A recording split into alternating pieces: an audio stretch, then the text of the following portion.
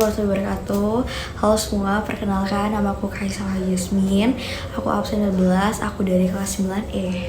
Di sini aku akan ngejelasin tentang jenis-jenis hardware. Tapi sebelum itu, aku akan ngejelasin apa sih hardware itu. Nah, hardware adalah bagian dari komputer yang bisa kita lihat wujudnya dan bisa kita pegang fisiknya.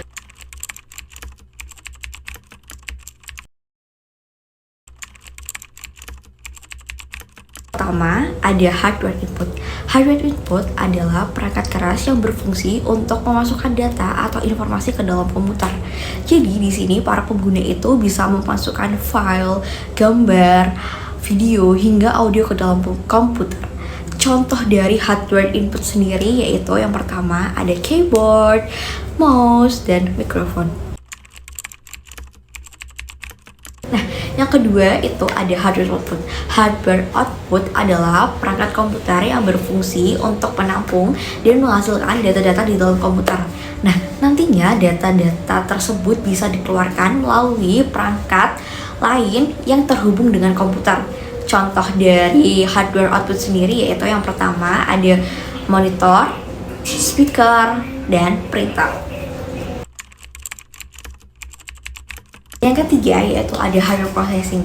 Hardware processing adalah perangkat komputer yang berfungsi untuk mengolah atau memproses berbagai data dan informasi yang dimasukkan ke dalam komputer. Hardware processing itu tuh biasanya juga disebut sebagai inti dari komputer karena dapat memproses informasi yang dimasukkan ke dalam komputer secara cepat. Contoh dari hardware processing sendiri yaitu ada CPU dan RAM.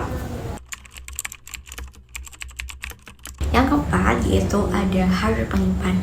Nah, hardware penyimpanan adalah hardware yang dapat menyimpan informasi dan data baik itu di dalam maupun di luar komputer. Contoh dari hardware penyimpanan itu sendiri yaitu ada hard disk drive, flash disk, dan CD atau compact disk. Yang kelima atau yang terakhir yaitu ada hardware peripheral. Hardware peripheral adalah perangkat yang terhubung ke komputer inti untuk memperluas fungsi input dan outputnya. Nah, contoh dari peripheral input yaitu ada mouse, keyboard, dan scanner. Sedangkan contoh dari peripheral output yaitu ada speaker, monitor, dan printer.